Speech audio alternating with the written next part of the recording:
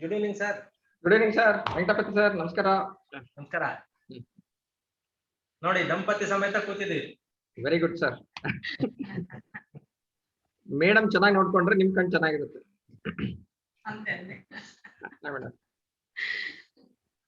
Sir, yoga for eyes started by seeing you only, sir.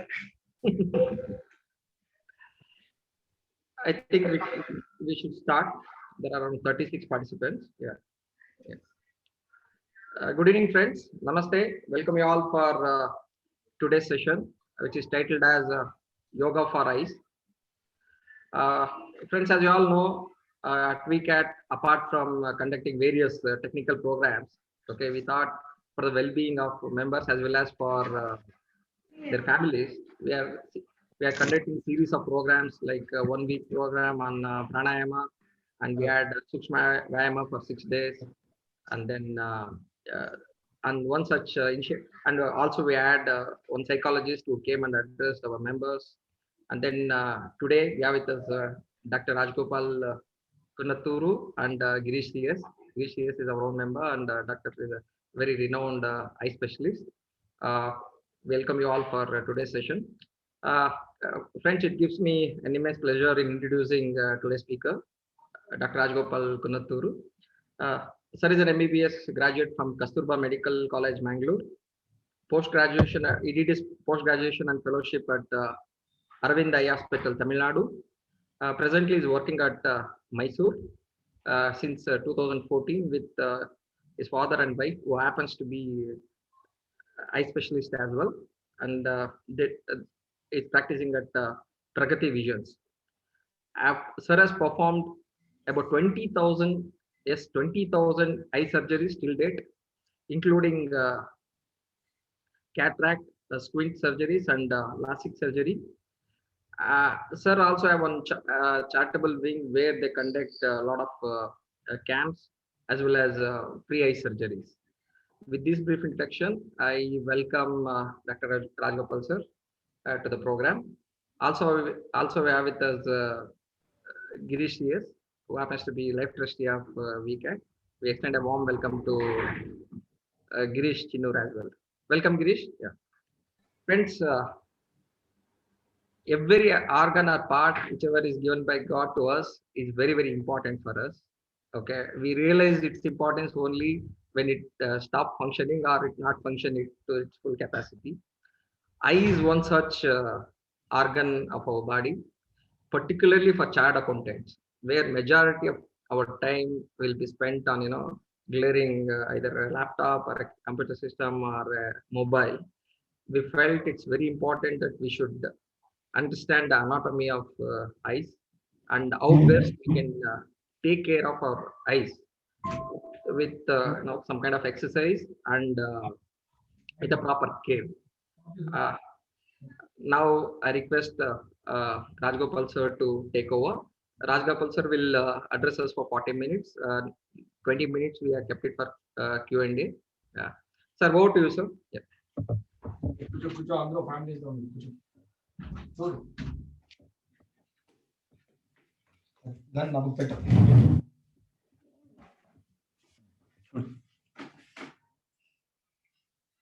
Yeah, good evening, everybody. Is my PowerPoint visible?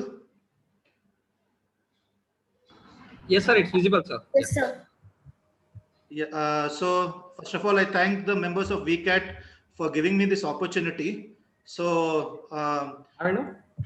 So the first thing that when they say that chartered accountants, anecdote from my childhood I remembered. I hope everybody understands Telugu because it's fun if I say it in Telugu. So when I was in school, I knew from that time, because my father was a doctor, that I'll become a doctor. But I always used to do better in maths than in science. So one day my teacher was scolded me. What is this? You want to become a doctor? Your science is bad. Your maths is very good. So I came back and I was telling at home. See, teacher scolded like that.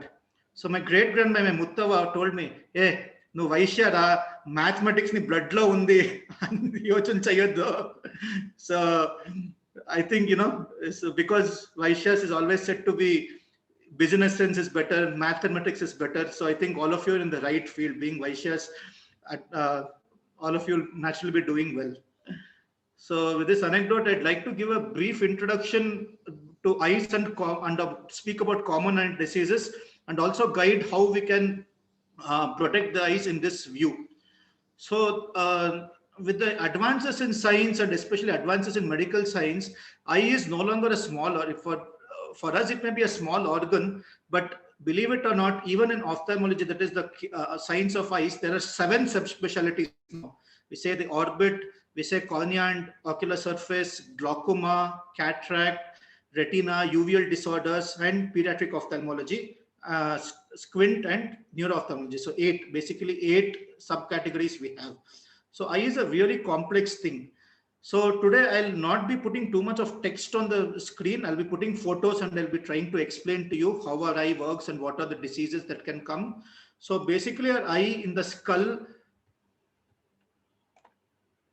So in the skull, there are many bones that make up the skull, and there are 2 hollow points we call the orbit, in which the eye rests. So the eyeball is there, and the eyeball is covered by the eyelids, which help to protect the eye from injury.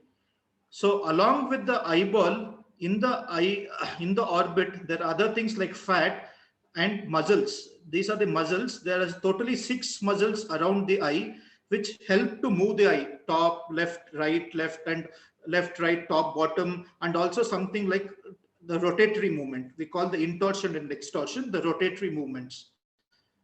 So if we see the cross section of the eye, if we cut the eye and we see from the side, so this is how the eye looks.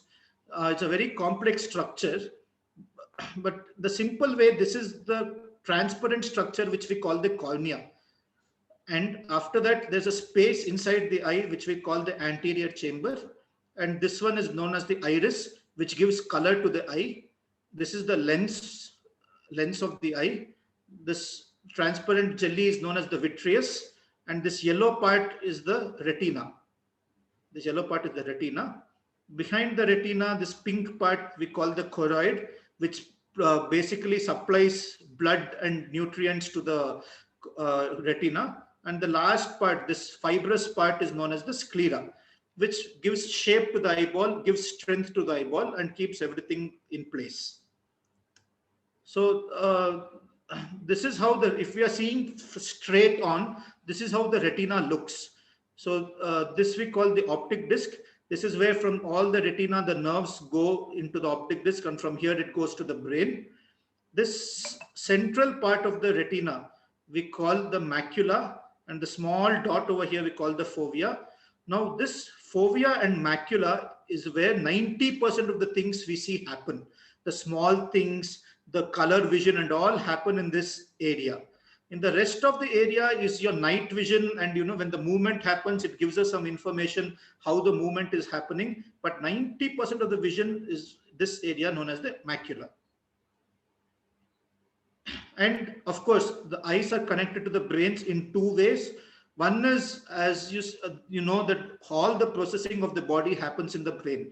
So these are the eyes. From the eyes, the nerves go into the retina, into the brain. Some of the fibers, this crisscrossing happens, and from various pathways, it reaches the occipital cortex. Occipital cortex will be in the back part of the brain, and that is where all the impulses that comes from generated from the eye is processed. And the other way it is connected to the brain is, as I told you about the muscles that move the eye. So these muscles get different nerve supply from the eyes. We call the nerve 3, 4, and 6. There are 12 cranial nerves, out of which second cranial nerve is the one that takes the impulses from eye to the brain. 3, 4, and 6 are the ones that move the eyes, and also it supplies some muscles inside the eye. I'll be talking to you about this slightly later. And the other important thing, which some people call it organ, some people do not call it organ, is the tear film. There is a tear film on top of the eye, and this tear film is not a very simple, it's just not, even though we call it water, it's not just water. It has 3 layers. Even though the main layer is the water layer, see, the water will just flow off. It has to stay. So we call the mucin layer. So this mucin layer has some filaments which help the water stick onto the eye. And of course, the major part is water only. And top is there is a lipid layer, lipid or the oil layer, which will see to that this water does not get evaporated fast. Otherwise, just water, if you see if it's in the floor in a thin layer, that it will just evaporate. So coming to, this is the basic anatomy of the eye. Coming to the major eye diseases, we all know the major eye diseases is the refractive errors, that is the blurred vision. So basically there are two types of refractive errors. One we call the hypermetropia. In hypermetropia, what happens is the eye, for the eye to see properly, all the rays should get focused on the retina. Now in hypermetropia, what happens, for some reason the eye is smaller than normal, and here you can see the rays are getting focused slightly behind the retina. And in myopia, what happens, the eye is slightly bigger than normal and it is getting focused in front of the retina. So the focused image is not falling on the retina, so there will be we are not getting a clear vision. So in hypermetropia, we use a plus lens to convert the rays so that it gets focused on the retina. In myopia, we use a concave, a minus lens, so that it gets diverged a little and it gets focused on the retina. Now, there's something known as astigmatism. So if you see a sphere, it will be a perfect sphere. The horizontal and vertical focus lines will be equal. In astigmatism, the curvature of the horizontal and vertical will be different. So we'll have two focus points, two different focus points. From the horizontal curvature, it will be a different focus point. From the vertical curvature, there will be a different focus point. So what will be happening along with blurring, a distortion will be happening. See, if you can see here, the O in the horizontal and the vertical focus, you can see there's a distortion happening. And in one area, it is slightly more clear than the other area. So sometimes double vision, you'll be getting a slightly double vision distortion of images, and we call asthenopia. You'll generally not, it's not like it's very blurred, but you'll not be comfortable with your vision. And this slide says it all. A new generation, even more than us, we were more than our seniors, now even more than us, our children, always on the computer and the phone. So why the biggest problem the computer and the phone is, nowadays in children, we are seeing more and more children developing myopia, or this short-sightedness. So why is one of the reasons is increased use of screen time, computers and mobiles, especially from near distances. The second thing is our outdoor activities are getting cut and our nutrition is changing. So it's very, very important to protect the sight of our children. See, we cannot say, oh, Kannadaka ashte alva hakkoldi nodana. No, it's not only that. It is when they have a blurred vision, their comprehension learning comes down, their confidence comes down, and even the athletic ability, that judging the ball, like say ball games, the judging the distance of the ball and all comes down. So, and that is one thing. Second thing is myopia. Along with myopia, there are other things, retinal thinning and other problems that happen. So that is why we have to focus. And as they say, prevention is better than cure. We have to be very vigilant from before. So this slide just gives a say like what we should do. So more times outdoors, we should promote the children to play more outdoors, ball games, walks, playground activities, outdoor activities, and restrict computer games, handheld games, phone games as much as possible. Of course, with the new age, we have to give them some screen time, but limit as much as possible. Now, I understand in this COVID time, it is very difficult to send the children outside, but instead of them using the screens, they can play at home only. Or you will have a balcony, you will have a veranda, you will have some where natural sunlight is there. See to that they spend some time in the natural sunlight. Even if they sit and read, it is okay. If they play board games, it's okay. They should not be on the screens, and you should give a good sunlight time. Once this COVID and all comes down, we can increase the physical activity. Of course, once you have been diagnosed to have a refractive error, the first thing is spectacles. So the spectacles will give a clear vision. So there is a myth that they feel, oh, now Kannadaka hakondre sari hogutte. No, it's not like that. Spectacles will only give a clear vision. It is not going to affect whether your power is going to change or not. Of course, if you have a blurred vision, the power will change up to as long as your body is growing. So this is to give a clear vision. So it is not, so glasses is not like tablets. Use it for 6 months or 1 year. In some conditions, yes, it is like that. But in majority of the conditions, you'll have to keep using it. If you do not want to wear glasses, the next option is the contact lenses, in which we place a lens over the eye. This we have to use safely. The clarity of vision will be better with a contact lens than with glasses, but we have to be very careful washing it with tap water or some other drinking water, not washing the case properly, not changing the lens properly and all can cause this thing known as corneal ulcerations, which sometimes because of which we can lose vision also. The next thing we do is known as LASIK. So in LASIK surgery, we do not give an injection, we put eye drops. We use a blade known as a microkeratome and we remove a thin flap. It's a very thin flap. Yeah, like this, we remove a very thin flap and pre-calculated algorithms will be there, which will say which area of the cornea has to be treated.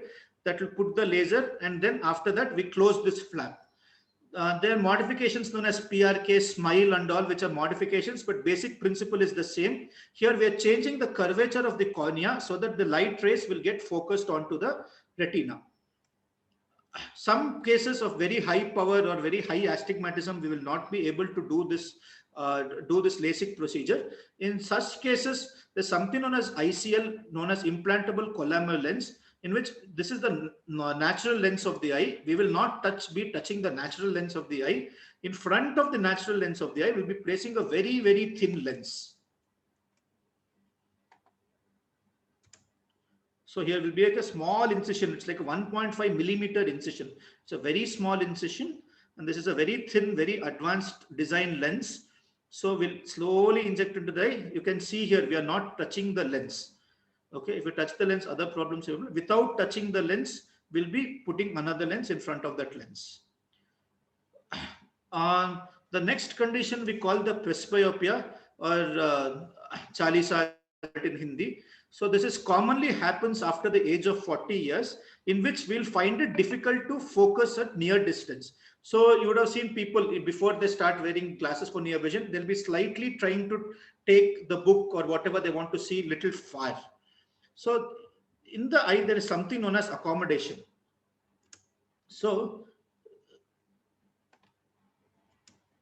sorry, 1 second.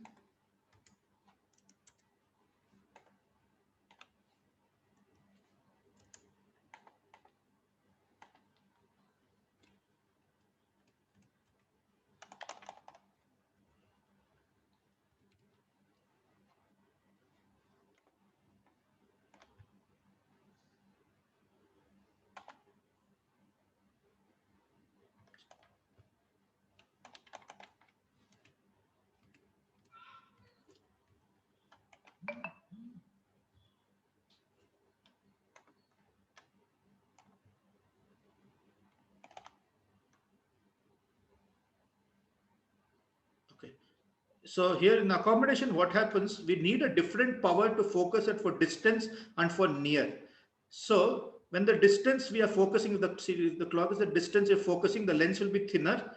If it has to come near, the lens has to become inside the eye. You can see the lens becomes little thicker so that we can focus for distance. Now in presbyopia, what happens? The ability of the lens to become thick, the eye loses the ability to make the lens thick. So we'll no longer be able to focus at near things. So for that, we give special type of glasses known as bifocal lenses or progressive lenses. Nowadays, opticians try to push for this progressive lenses because naturally they're more expensive and they have a more, more money in it. Okay, but progressive lenses are not always the best. We have to see your lifestyle. Say teachers or even chartered accountants like you, if you are using more of books, like you're doing only reading, okay, that time, see the progressive, what happens is only in one particular area your vision will be clear. So you'll get adjusted to it. But if you're reading for a long time, you'll have to see only in this small area, in a very small area. You cannot move your head. I mean, you can, yeah, you cannot move your eyes. You have to move your head to focus. In a bifocal, the disadvantage will be your intermediate vision will not be there, but for your reading segment will be much larger. So if you're reading for a long time, this will be comfortable. You're not reading too much, you're using more of computers, your progress will be comfortable. But now even advanced designs for progressive lenses, which we give comfort for more than computers. So whenever we go for glasses, it is not simple. Oh, 40 aita, you can afford, go for progressives. It's not that simple. We have to see your lifestyle. You have to discuss with your doctor or your optician what your exact lifestyle is, and based on that, if you take the prescription, you'll be most comfortable. So after the refractive errors, we'll come to the eye diseases as such. This is one of the things most of you would have seen. We call this the hordeolum tie, or in Kannada we call kankutge. So if it comes occasionally, it is okay. Sometimes when there's a weather change, or whether there's some allergies in the body, dust, or if you're sometimes even rubbed your eyes, it can happen. If it is the first time and it is not very big, usually hot compresses, just treating it with giving some hot compresses to the eye will be sufficient. Only if it is too big or if it is not getting resolved, sometimes we may give antibiotics. If it is coming very repeatedly, we have to look for any change in your glass prescription. Then diabetes, if diabetes is not under control, it can come. Or if they have eye allergies, it can come. Some 90% of the time, if you give hot compresses at the right time, if you start off the hot compresses at the right time, it will go completely. What you have to remember is it's not just giving heat. You have to give a little pressure also. That time, that is when it's going to resolve. You have to give it 5 minutes in the morning, 5 minutes in the evening. If you do it properly, 90% of the time it will go down by itself. Sometimes even after 1 month or 2 months, it will consolidate and it will not get resolved. That time we'll have to make a small opening and clear it up. But the take home message is, if it's coming again and again, see to that, get your sugar levels checked and get your eye prescription checked. The other thing we call is the entropion and ectropion. Here the lid margin, in entropion, what happens? The lid margin turns inside towards the eye, and in the ectropion, the lid margin turns away from the eye. Now in entropion, what happens? Because the eye, along with the eyelid, the eyelashes also get turned. It will rub on the eye. This cornea has a lot of nerve supply. So when it rubs on the eye, we'll feel a lot of grittiness and foreign body sensation. It will be difficult for it to see. We'll be blinking a lot, and this blink will also increase the irritation again. And in ectropion, because the eyelid comes outside like this, both of them are majorly age-related changes. Sometimes because of injury or some chemical burns also it can happen. So here the eye can get exposed, dryness will happen. We call keratinization. That area will become thick, and once it becomes thick, it will no longer be smooth, and the comfort will not be there. So if we see things like this, we do surgeries to correct it, and so that the lid margin will again become normal. Lag of thalmos, in this you can see, even when the patient is trying to close the eye, the lids are not completely closing. We commonly see this in a condition known as Bell's palsy. Bell's palsy usually can happen because of viral infection, or sometimes if you're exposed to too much cold, like early morning running, walking, or going in two-wheeler or any four-wheeler, whatever, early morning cold, sometimes it happens. If we give the treatment fast, like if you develop it, don't get scared, immediately go to the doctor. Appropriate treatment is given, sometimes even physiotherapy is given. 90% of the cases it resolves within a month. Why it is dangerous is, see, like this, you can see the eye is exposed. Like, so when we are sleeping, when the eye is exposed, because of the air, the eye gets dry and other complications can happen. So that is why this condition is important to treat. The other very common thing is known as the conjunctivitis. I forgot to tell in the anatomy. So conjunctiva is a layer on top of the eye. So I'll just go back to the anatomy slide, sorry. So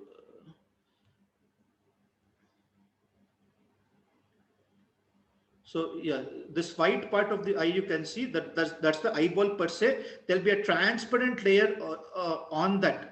which comes till this end of the cornea, and this is the lids. The inside part of the lids also, it will be there. It will be a thin layer. It's known as conjunctiva. So conjunctivitis is any infection or inflammation, any reaction in that area. We call it conjunctivitis. So 90% of the times the conjunctivitis is viral. Sometimes a bacterial infection can be there. So bacterial infection is what in olden days they used to call it as madrasai. So madrasai is basically a bacterial infection. You will have a lot of discharge. That geeks we say, no, a lot of discharge will be there. In viral conjunctivitis, will not have too much of discharge, but watering will be there, swelling, redness, and irritation, and all that will be there. Then we have the allergic eye disease. So people who have a lot of allergies, there'll be too much of chemicals and too much of blood supply going on. So all small swellings like this happen on the conjunctiva. Sometimes near the cornea also this swellings can come. Such swellings can come. So the problem with this is allergy per se, the smoothness of the surfaces are gone. So there'll be too much of discomfort, too much of irritation, and rubbing the eyes too much. One thing in this allergy you have to remember is we feel like rubbing our eyes, but as long as we rub the eyes, we will be comfortable. But once we stop rubbing the eyes, this allergy increases. So whenever we have irritation, don't rub your eyes. Okay. Because whenever we have irritation, whether we have allergic disease or not, there will be a mild allergic reaction. That is why we'll have this irritation. Whenever you have irritation, don't rub your eyes. If you have too much of discomfort, wash your eyes with water, cold water, or take an ice cube and place it lightly on your eyes, half a minute on each side. Your irritation and all will come down sufficiently. So allergic eye diseases like this will need severe treatment. Otherwise, the post complications are more devastating than the disease itself. This one we call the pterygium. As I said, the conjunctiva should be there only till here, the edge of the cornea. It should not grow on to this transparent part, which we call the cornea. Okay. But in tropical countries, in our countries, where there's too much of heat and people work in heat, dust and all, because of various reasons, it starts growing onto the cornea.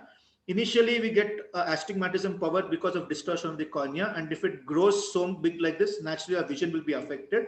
So here we cut this, surgically we cut this conjunctiva.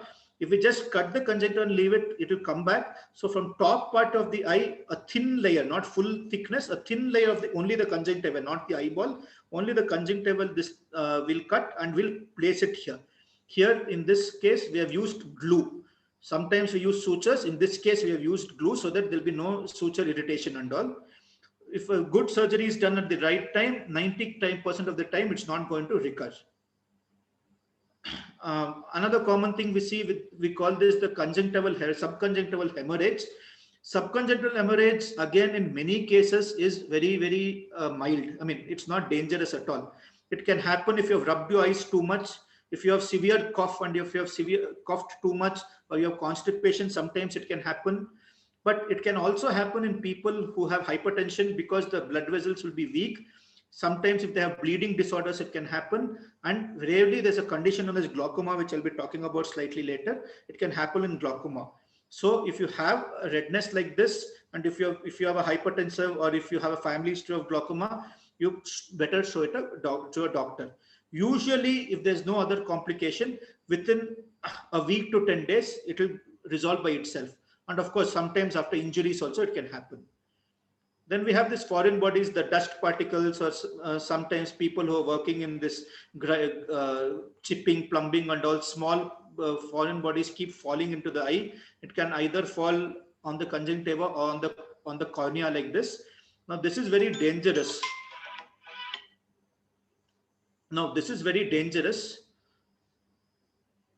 Because here it is superficial, it is okay. But if it perforates the cornea and goes inside the eye, it can cause devastating complications. Sometimes they can lose the eye also. So that is why whenever we are like going for a ride, or we're going outdoors in dusty areas, always better to wear protective glasses. Even like sometimes construction will be going on at home, there'll be welding going on, chipping going on and all. Better to avoid the areas where welding and chipping is going on. If you have to go and supervise, wear some protective glasses, so all these things do not happen. So either the foreign body or a foreign body as such or other things can cause this condition. We call this the corneal ulcer. In fact, the cornea gets infected. Usually it will be from bacteria or fungus. So bacteria is still okay. Fungus is very devastating. So why we have to be careful is most of the times when we have redness or something, especially village people, before going to the doctor, they just go to a pharmacist and they say, yeah, the eye drops kodi. Unfortunately, say from 5 years back, when some of the drugs came under price control, steroid eye drops have come under price control, and steroid eye drops are very cheap. So this because one is because it is cheap, and second thing is because once you put steroids, the redness and all immediately goes down. This pharmacy people give this steroids a lot, and once the steroid use has increased, we have started seeing these conditions. Especially for ulcers which come after steroid use are very, very difficult to treat and very devastating.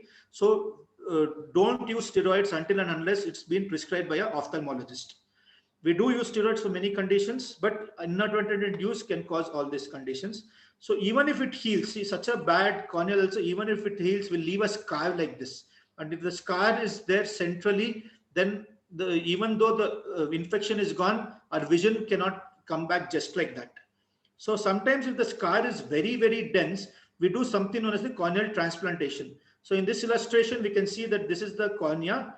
So this is the scar. My animations are not working. I'll just. So this is the scar. So in the corneal transplantation, what do we use? A blade known as the trephine. We cut out this area.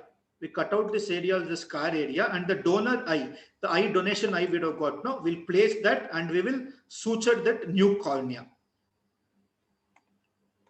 Okay, so this, I wanted to show you this because many times they ask, like if a person has lost vision because of retinal disorder or glaucoma, sir, bere kannin haka kagalva. See, corneal transplantation, the eyeball which we take from the dead body, only this cornea part is what we can transplant.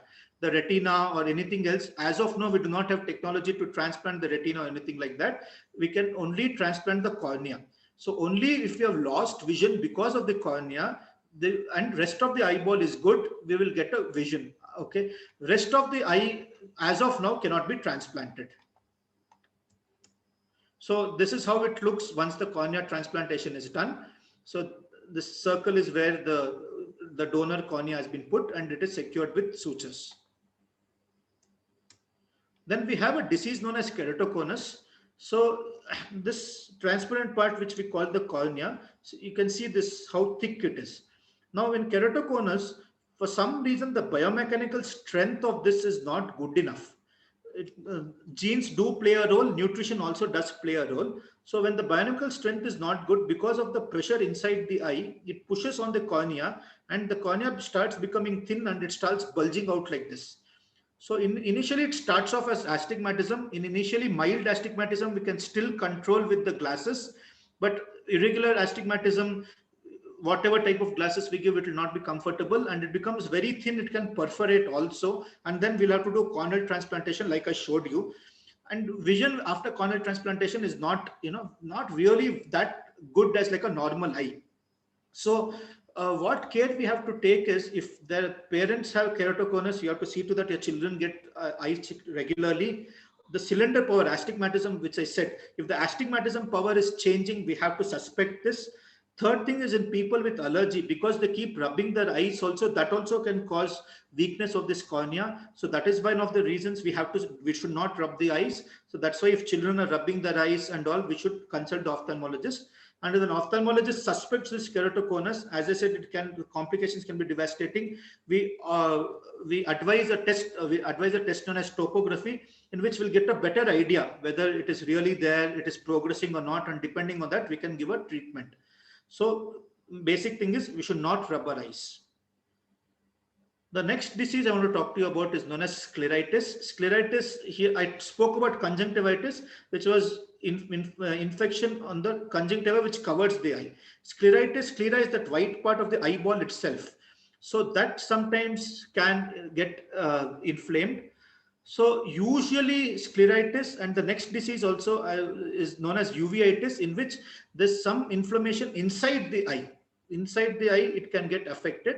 So when it gets affected inside the eye, there can be reaction deposits on the cornea like this. You can see some pus type of material inside the eye, some membranes over here, some membranes can form. And even in the retina inside, this is the how the normal retina looks, which I had shown you before. Here you can see all these white spots, black spots and all. So all this is it's a spectrum of diseases which called scleritis and uveitis. Usually 90% of the cases, there will be a systemic condition. It can be connective tissue disorders like your arthritis or sarcoidosis, we say granulomatosis. It can be that. It can even be a tuberculosis. So usually in 50 to 60% of the cases, we find some systemic problem will be there. So once we see this, and in many of these patients, the first time they will not know that they have a systemic complaint. I see around 5 to 6 patients who come to me with redness, 5 to 6 patients in a month who come to me with redness will have this, and when we test, they will have some systemic disease. They don't have any symptom of systemic disease, but only when we test, we come to know. And unfortunately, in our country, it turns out, many of them turns out to be tuberculosis. So that is why when you come with redness and we say, oh, there's a systemic disease, you get all these blood investigations done, don't panic. So this is the reason we get it done. The next thing I was talking to you about glaucoma. So inside the eye, in this area, this pink area, which we call the ciliary body, a fluid is secreted, which we call the aqueous humor. So this aqueous humor is secreted behind the iris. It goes through the pupil, and in this area, in front of the cornea, it is known as, in the tip of the cornea, it is known as trabecular meshwork. It goes out of the eye through this area. Now in glaucoma, there are various mechanisms of glaucoma, but basically final thing is this trabecular meshwork is blocked over here. So the fluid is no longer going out. It keeps getting collected in the eye. It's not like it doesn't go out at all, but how much of it has to go will not go out. So what will happen, the input output, when the input output balance is no longer there, there's a pressure buildup on the eye, and this pressure buildup, as you can see over here, puts pressure on this retina, this thin membrane of retina, and the retinal cells start dying. Now, why glaucoma is important is, this is the optic nerve. This is how the ophthalmologist can see. All the nerves from the retina go through this part known as the optic disc. So there's a small cup, the small gap known as the optic cup. All these pink things are the nerve fibers that are going to the brain. Now, as the cells keep dying, the number of nerve cells also reduce, and this gap increases. This is how we see it, and we start suspecting it. Now, how will the patient feel? That is the biggest problem. The patient in the starting, because of glaucoma, will not feel anything. So in glaucoma, because of glaucoma, your clarity of vision will not go. You may have cataract along with it. You may have some refractive error along with it. You may have some retina problem along with it. But because of glaucoma, your clarity of vision will not go. So what will happen in the starting, we call the peripheral vision, the side vision. The side vision slowly starts coming down. So initially you'll not even observe it because your central vision is quite good. So like here, as you see here, early glaucoma, then later it becomes like this, it becomes like this. So we'll start observing only during this stage. So and it's very difficult for us to explain also that the field of vision is coming down. We're just like, Seria can't styla. So the opticians especially, we'll also not get it. So we keep simply changing the glasses, and until and unless looked for, will not come to know. Now, another big second problem with this disease is normal pressure, we say, is less than 20 millimeters of mercury. Until the pressure becomes 50 or 60, you will not have any redness, not have any pain. And as I said before, there will be no loss of clarity also. And once we diagnose you to have glaucoma, how much of the retinal cells are already dead, we cannot regenerate it. As of now, we cannot regenerate it. Some therapies are undergoing trials in which we can regenerate it. But as of now, clinically, what we are using, we cannot regenerate whatever is remaining. As long as you're alive, we have to just save it and go. So that is why after the age of 41, second thing is if you are on steroids also can cause glaucoma. Third thing is if you have a family history of glaucoma, you have to get your eyes checked. So if parents have glaucoma, the children and the brothers, sisters and all, you have to inform them and you advise them that your family, your genetic family, they have to get a glaucoma evaluation done. So the earlier we start treating, the more time we can save your vision. Then the other common thing all of you have heard of is cataract. So cataract, here the lens that is there is a God-given lens that will be clear. As we keep aging, just like how our hair becomes white, this also starts becoming cloudy. So the light can no longer reach the retina. There'll be scattering of light. So our vision will become blurred. There'll be halos around the light and all. There are again different types of cataracts. One, like this is a brown cataract. This is white, but it is fully dense. And this is known as a posterior subcapsular cataract. This is a mild cataract only, but the problem is, as you can see, it forms a very thin membrane all around. Okay, so all this can affect your vision. As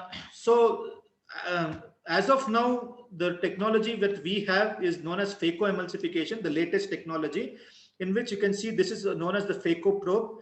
Inside the eye, this is a slightly video has been made very fast, slightly fast. Okay, so it's not, we don't do it so fast, but anyway, you can see that this cataract is being made into pieces, small pieces, and we remove the small pieces through this phaco probe. Of course, there are a few steps before that and after that also, but this is basically the basic part of the surgery. And after that, we have a small foldable intraocular lens. So as I said, cataract is the God-given lens. If I just remove it and I do not put a lens, vision will not come. I will have to put a lens inside this. So this intraocular lens is a very small lens. See, if you keep at the tip of your finger, this is how big it is. Okay, so you can imagine how much of technology is required for us to put all that vision in this small lens.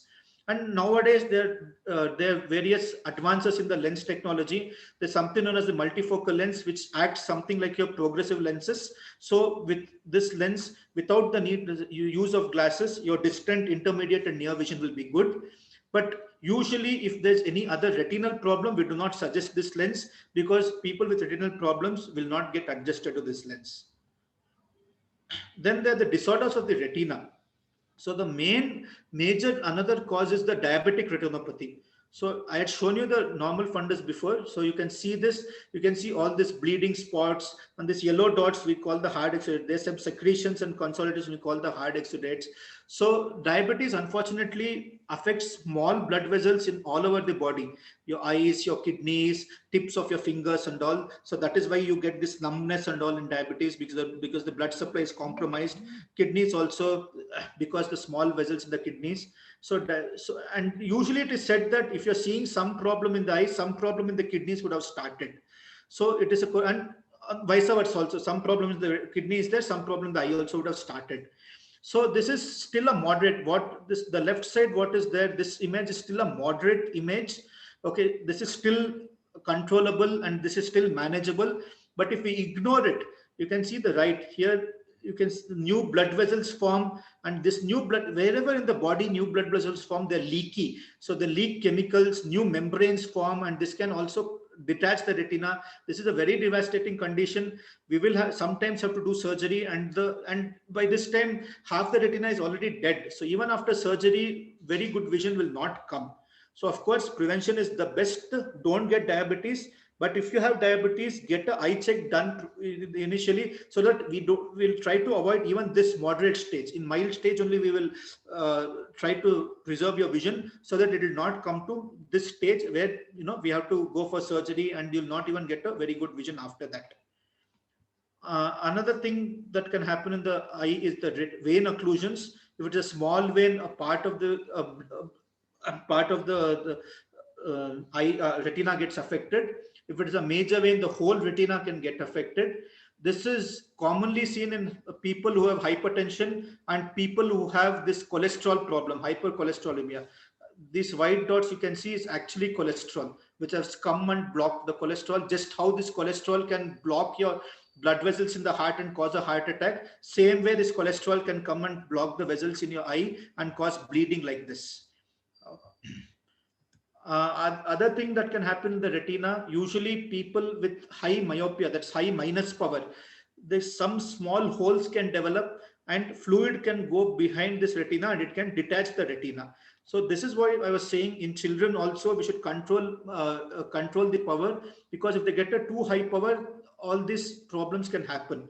So this is the normal retina. Here you can see that the retina, somewhere there's a hole and the fluid has seeped in and it is no longer straight.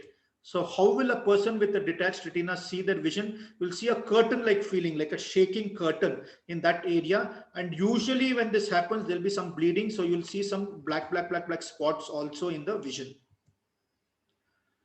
The next disease we call the age-related macular degeneration. There are two types, the dry type and the wet type. In the dry type, there'll be some degeneration of these retinal cells. Okay, and as I said, this is the macula. Unfortunately, it happens in the macula only. So there'll be a significant loss of vision. And in the wet type, new vessels form and bleeding happens. And this one. So one of the major reasons that this happens is, we say, less of antioxidants in the blood. So that is, and stress, lifestyle stress and oxidative stress we call. So fresh fruits and vegetables are very, very important, so that we have good amount of antioxidants in the body, and all these oxidative stress related diseases will not come. In this case, the first thing that we notice is known as metamorphopsia. So here straight lines, you can see this trees, you can see it's bent. They feel that it is bent because of the fluid build up and all. Straight lines will be they look crooked. So this is the first sign. So if you're able to see something like this, first thing is get your retina checked.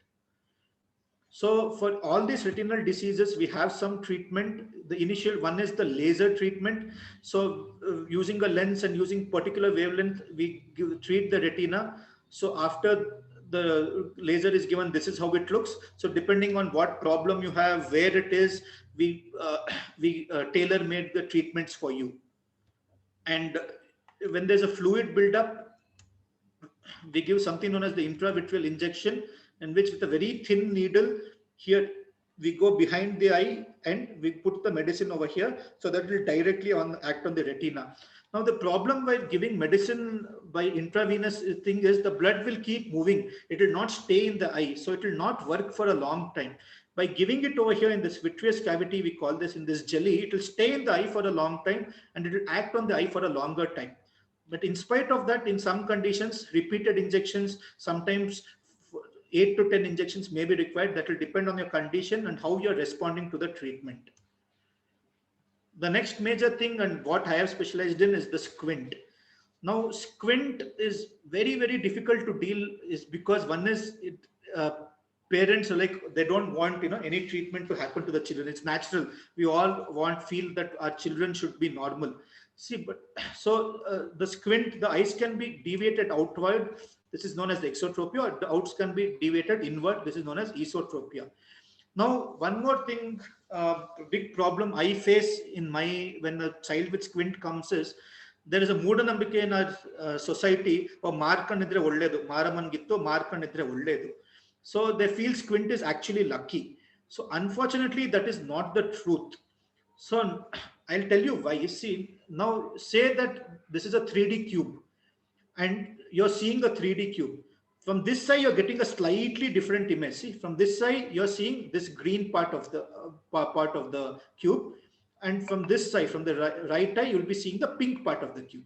So actually, our eyes will be getting slightly different images. You can yourself see, you place a finger slightly in the center, close one eye and see, observe, close the other eye and see. You can observe that actually will be getting a slightly different image from both the eyes.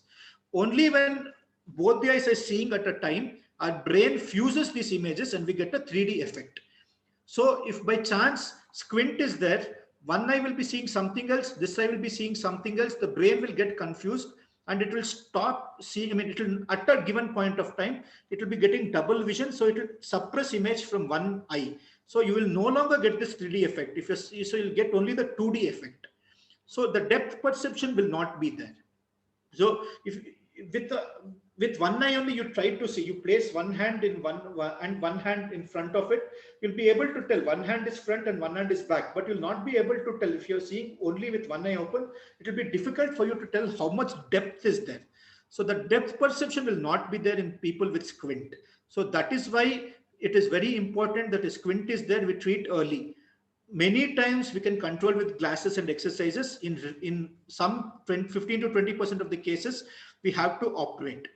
And why we have to operate in childhood is, see, vision is not only the eyes, the signal goes to the brain and the vision part of the brain has to develop. And brain development happens 90% within the age of 88 years. From 8 to 15 years it happens, but after 15 years it is very less, not much. So if we treat early, the results will be good and lifelong control will be there. In the squint, the another thing is convergence. So one was accommodation, that is the which I showed you before, where the lens changes its shape and we can see near. Other thing is the eye also has to come inside. Only when the eye comes inside can both the eyes focus on a near object. If the eyes does not come inside, okay, so the eyes will actually be focusing something behind. So a double vision will happen. When the book is kept over here, the double vision will happen.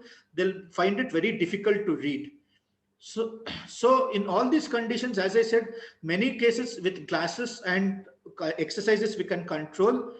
But sometimes when it is not possible, we need to do a squint surgery. So depending, we assess the different type of squint, how much is there, the muscles that are there, we adjust the muscles. Some muscles we weaken and some muscles we tighten so that we can bring the eye back to its normal position. Along with these conditions, there's some neurological symptoms that can happen, which you should be aware of. One is in glaucoma also we get field defect, but some field defects, like, half the vision is gone. Here the left half of the vision is gone. Here some small part of the vision is gone. Okay, and it is symmetrical in both the eyes. So all this can happen. Coming back to this slide. So as I said, the nerves come from the retina to the brain. So any part of here, so there may be some tumors or some small growths or some small stroke that can happen in this area. So in different areas, when it happens, we get field defects like this. So when we get a field defect like this, always a neurologist's opinion is a must. Along with that, we get other cranial nerve palsies. Like I said, other cranial nerves are involved in the movement of the eyes. So here you can see the eye simulator. If you can see carefully, this eye, one is the lid is not open completely. Now, as I move, you observe, when I move here, the left eye is completely moving outside, but this right eye is not moving at all. Similarly, if I go up, this left eye is completely going up, the right eye movement is restricted. Over here, if I go down also, so you can see the eye movement is restricted. So this is just an example. There are various ways in which it can happen. So that is also usually happens when there's a neurological disease. It sometimes can happen in diabetes also, if the diabetes sugar levels go haywire. But again, the nerves are involved. So an ophthalmologist also has to see you. Your neurologist has to see you. If you have a diabetes, your diabetologist also. So this treatment has to be given in conjunction with all the three doctors. Sir, we have few questions. Will you address it now or you want to take it Sir, later? I have just another 5 to 6 minutes, sir. It's already 7:55, so I thought, okay. Yeah, no, because in the next slide, most of your questions will be coming, sir. Oh, Just 5 more minutes. Sure, sir, sure. Yeah. So the other thing is thyroid eye disease. So for positive time, I'll not go much. So even thyroid, because of this thing, can cause some eye problems. The main concern of the day is the digital eye strain. So we are, for various reasons, we are depending on technology has become more. So here in the left, you can see this posture of this lady is not good. She is bending too much. She's very close to the screen. So the first thing we have to do is sit straight. Okay, so posture is very important. See to that your screen is at the level of your eyes and you have at least 3 to 4 feet distance away from the screen. Follow this 20-20-20 rule. That is, from every 20 minutes, take a 20-second break, see something which is 20 feet away and blink your eyes 20 times rapidly. So when we see away, accommodation is relaxed, and when we blink, the tear film is formed. The next is the dry eye. So in dry eye, we can have stinging or burning. We can have excessive tearing. Yes, I said dry eye and I'm saying excessive tearing. Yes, it sounds very opposite, but I'll explain it to you. You can have a gritty sensation, or you can have blurring of vision, or you can have redness. Now, as I told, this dry eye, there are different layers of the eye. So if this mucin layer is less, okay, water may keep coming. You actually will have a dry eye, but because the mucin layer is less, the water is not getting retained, so you'll have watering. So sometimes you go to the doctor with complaints of watering and he says you have a dry eye. Don't get confused. It can happen. So the treatment for this is you have a lot of tear substitutes in the market today. I just wanted to show you because of this one will cost you only 40 rupees, but whereas this one will cost you around 300 to 400 rupees. They're not equal because a dry eye is just not water. It is electrolytes also. So sometimes this thing may be sufficient for you, but when you have a severe dry eye, you may have to have stronger drops. Even systemic diseases like arthritis, diabetes also affect the dry eyes. So all that should be under control. Omega-3 fatty acids also help in treatment of dry eye. Nowadays, we have a new treatment known as eyelight, in which a particular laser is used, wavelength of laser is used to stimulate some of the glands in the eyelid to help with the dry eye. The other common thing is known as floaters. You can see things like this. Floaters can happen in dry eye also, but sometimes in vitreous, if there's some bleeding or something in vitreous, it can happen. So even so, that is why it is better to get it checked. A very short note on COVID and the dry and eyes. So in COVID last year, we saw a lot of problems with COVID in eyes also. It can be some conjunctivitis. It can be those retinal vein occlusions and retinitis we saw. And nowadays, especially in this year, last year we did not see it, is the black fungus that we are seeing. Don't panic. Black fungus is not as rampant as the media is showing it to be. And only in very severe cases it is coming. The media is just hyper this thing. But just keep it in mind, especially if you have had COVID or if you have recovered from COVID. If you have any eye sensations, the earlier we see, the better. So just consult an ophthalmologist. So tips for high health. See, actually, this is something I found it for some other reason, but this affects. I mean, this holds good for eyes also. Prevention is better than cure. Eat healthily. Okay, go be physically active, stay mentally active, stay socially connected, because everything is again connected to the brain. Your brain is not happy, your body will not be happy, your eye will not be happy. And get a regular eye checkup. So one is get eye checkup. Another thing is proper lighting. Nowadays, especially while sleeping, many of us, we have a habit of putting off the light, seeing the mobile and sleeping. That is not good. Whenever you're using mobiles or when you're reading, that there should be good light. Blink frequently. Wear sunglasses if there's too much dust or it's very sunny. As I said, the distance transmission to the screen. Eat healthy food and eye exercises. What is good for the eyes? Carrots, milk products, almonds, kale. In foreign countries, they say kale. For us, any of the greens which we use a lot of greens in India. That is very good. All the greens are good for the eyes. Oranges. If you eat eggs and fish are good, not the other red meats. Another important thing is to keep yourself well hydrated. Here, a balance has to be maintained. See, in between, there was some treatments known as water therapy, in which as soon as you get up in the morning, you used to take 4 to 5 liters of water continuously. That is very harmful for the body, for the kidneys, and for the eyes also. I wouldn't, because of fluid overload, we call it, electrolyte imbalances can happen, glaucoma can happen, your kidneys also can get a problem. But what I mean by good hydration is every 1 hour, 45 minutes, keep sipping some water. If outdoor activities or summers, if you have lost water by sweat, replenish it. Those people with kidney disorders, discuss with a nephrologist how much water you should drink. And other thing is hot and cold treatments. In dry eyes and for everything, we can give some hot compresses. In allergy, you should give some cold compresses. I'll just be talking about 2 exercises. I think the other speaker in next 2 days will cover about what exercises you should do. From my side, what I would suggest is you take a pencil, focus at the tip of the pencil, slowly bring it towards you. Okay, so you should slowly bring it, not very fast. You should focus, because when we bring it near, the eye takes some time to focus. Get it near as possible. However, how much of a near you can get it till then, how much you're comfortable with. Wait for a few seconds, then slowly bring it back. Do it about 10 to 15 times in a day for those who have no eye problems.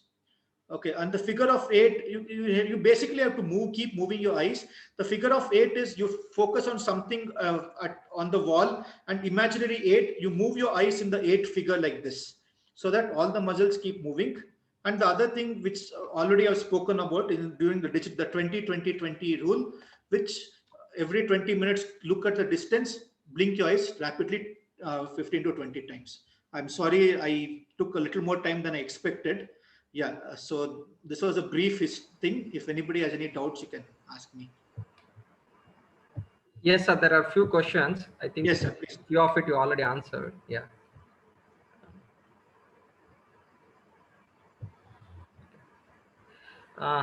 Someone is asking, can we use both progressive lenses for reading and the progressive lenses for computer work? So progressive lenses, as I said, will have a distance, intermediate and near. Usually 90% of the time, progressive lenses will give you a clear vision everywhere. Okay, so progressive lenses will give you for computers also, for near also. As a new subset of progressive lenses, it's like progressives only we use for computers. So as I said, in progressive lenses, what happens is the distance will be for near, for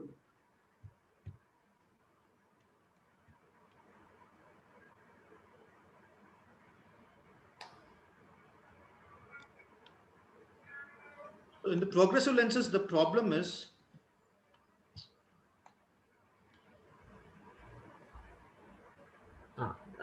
progressive lenses, this part is for distance, this part is for intermediate, this part is near. So you have to keep moving your eyes to focus at a particular distance. So if you're seeing the computers, you have to see here. If you're seeing the monitor, you have to move your eyes over here.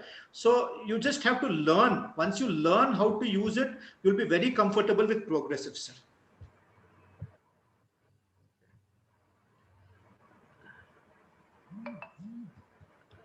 One second, sir. I'll read out the question. Yeah.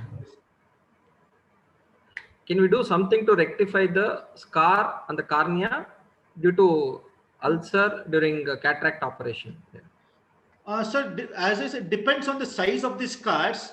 So during cataract surgery, if it is a small scar, will not do anything. The cataract is behind the cornea, will not be touching the cornea. Just for entering the eye will be going. So that is all. Okay. Huh? So if it is very major, as I said, I showed you, we have to do a corneal transplant surgery. Cataract is in a different plane. Cornea is in a different plane. So in the same treatment, we cannot treat both. If the cornea needs this thing, we have to change. We have to do a corneal transplantation. Cataract surgery is not going to help for a corneal scar. The other question is, what is the right brightness level one needs to maintain on laptop screens, mobile screens, or it is just based on one's comfort level and not a standard as such? As of now, there's no standardization, but a few studies are going on in which the general brightness of the room, nobody has said about computer brightness, but they've talked about total light in the room should be about 500 lux, we call it. So that is why we should not use it in dark rooms. Using a bright screen, dark rooms causes some more stress. Studies are going on what is the optimal brightness. Right now, we do not have any results for it, but there should be a total about 500 lux of light, we call it. So it is, if I talk about in bulb wattage, it's around 60 to 80 watts bulb in a medium sized room, how much of a light it gives, or a 30-watt tube light in a medium sized room. That much lighting should be there in the room. Exactly computer screen, how much brightness is there? As of now, we do not have any guidelines. Can there be eye problem due to problem in the teeth or mouth? Sorry, sir? Can there be eye problem due to problem in the teeth or mouth? Teeth, sir. Teeth. Teeth, yeah. Yeah, sometimes teeth indirectly can cause eye problems. Sometimes what happens is because of the caries tooth, or if your root canal is infected, that infection from the blood, see in the face, the blood supply is all very much interconnected. So the blood supply, the infection can get carried to the eye. It can cause all that uveitis. It can cause something known as endophthalmitis, in which the infection is there inside the eye. So yes, a tooth infection or even eye infection because of the blood supply can get carried elsewhere. Is it I mean, normal question, sir. Is Yes, it sir. possible to avoid wearing glasses if we do exercise regularly? So by my experience, some small powers we can avoid. Okay, small powers by especially when I was in Tamil Nadu, especially in Aurobindo Ashram, there were a lot of exercises going on. So we had a lot of patients go there and come, and we have done a study also. So small powers, yes, we can still avoid our wearing glasses, and some small powers, small corrections can happen. But powers, significant power changes, I have not seen getting reduced by exercises. But one thing I've seen is the effect of exercises is, even though we have to wear glasses, the change in power will be lesser. See, the eye power changes as long as the body is growing. But these exercises, we see that the power changes slower. It's not like it will not change at all, but it will not slower. Only exercises, removing glasses, by my experience, only in small powers it has happened. In large powers, it has not happened. Okay. And there's another question. Applying oil on it during night causes any problem to eyes? I wanted to talk, I spoke that. See, as such, as I said, there's an oil layer in front of the eye. Okay. So using some oil going to the eye is not a problem if you don't have any other diseases. But the problem with these oils is the other chemicals that are there in it. All oils that we put on the head are not natural. You know, a lot of chemicals are there. So these chemicals can cause some reactions, and putting too much oil in the eye, or if it goes into the eye, can change the balance. The tear film, as I said, and the water also, there are a lot of electrolytes. So it can change the balance in the electrolytes, and it can cause problems. A little night when we sleep, anyway, usually our eyes will be closed. It will not go. A little oil going into the eye will not cause a problem. Too much oil, yeah, too much oil, and repeatedly, if you're putting oil, it will cause a problem. Sir, how to avoid black fungus infection? So black fungus infection is thing is, there are many theories, but this is what evidence we have. Don't use steroids simply. That is one thing. If you have diabetes, keep your even before you get COVID, keep your diabetes under very good control. We have seen people who have very good control of diabetes, not much changes happen. So that is one thing. Second thing is, don't use steroids. Now, the one of the problem I saw is this political workers, when they were giving medicines, they were including mild steroids with that also. So a lot of people have started using steroids without a doctor's prescription, not being in the hospital, at home. Don't use steroids simply. Don't keep your sugar levels under very good control. Other evidence we are getting is this steam inhalation. Steam inhalation at mild to moderate levels is beneficial. Some people are doing it 10 minutes a day, 4 times a day and all. That also is going to destroy something known as nasal cilia, and that will reduce our immunity, the local immunity over there. So don't do too much steam inhalation. Do maybe 2 to 3 minutes, twice or thrice a day. That's all. Don't do it for long. Don't use very hot water, and don't use steroids. Yeah. And if you have anything like eye pain, eye redness and all, immediately consult the doctor. The eye doctor and the ENT doctor together will decide whether you have black fungus and you need treatment for that. Sir, initially he told that, not to use eye drops, which the steroids. How can Yes, a sir. layman identify that there are steroids in particular? Sir, okay, sir. So good question. Yeah. So in most of the steroid eye drops that is given, there'll be D or P in end of the eye drops. Like Ciplox eye drops is a plain antibiotic eye drops. Okay. Whereas Ciplox D or Ciplox P is something with a steroid. PRD indicates there are steroids. It is steroid. And Okay. directly ask the pharmacist, is there a steroid in this? Okay. So usually, Sir, if any of our members wants to consult you over the phone, is it possible, sir? Yes, sir. Sure, sir. Because Anytime. lockdown and we are not having luxury to go to an ophthalmist and get eyes checked. Okay. In case you need anybody consultation, can they Yes, do? sir. My number, you can share my number in the group. Yeah, I'm just sharing your number, sir. Yeah, for the Sure, you can do that, sir. You can always give me my WhatsApp is there in the group. You can give me a WhatsApp video call also, or you can send a photo by WhatsApp and you can consult me, sir.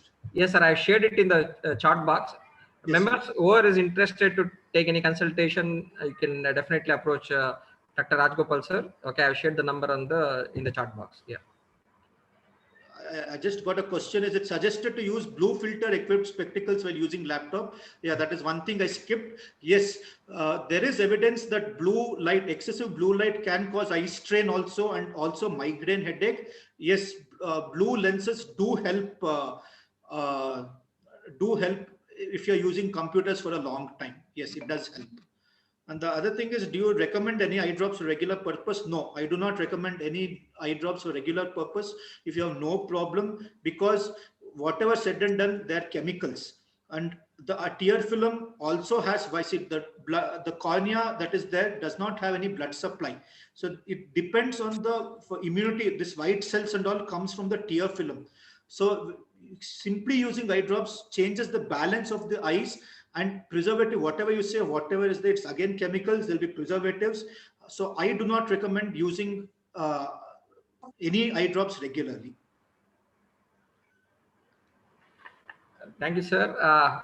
Before we present a formal vote of thanks, Tejas sir or Girish sir, do you have any thing to announce today for tomorrow's session? Yes, for tomorrow's session, it will be same time, 7 to 8, tomorrow and day after.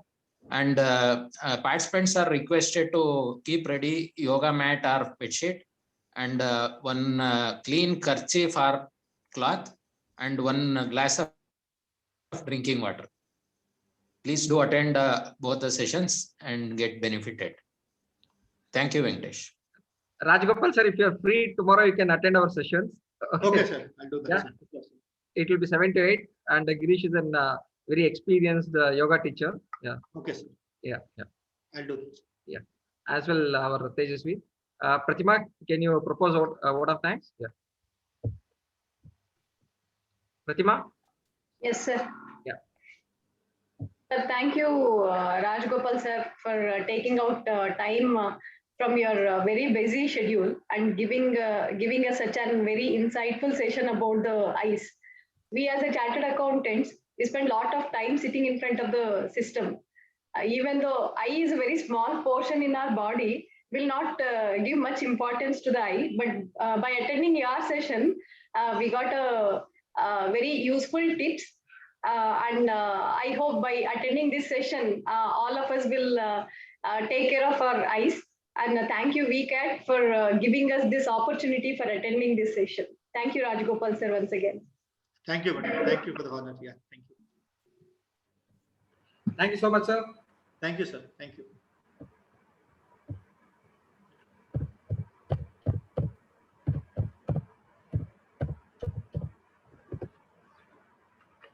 Wait. Make me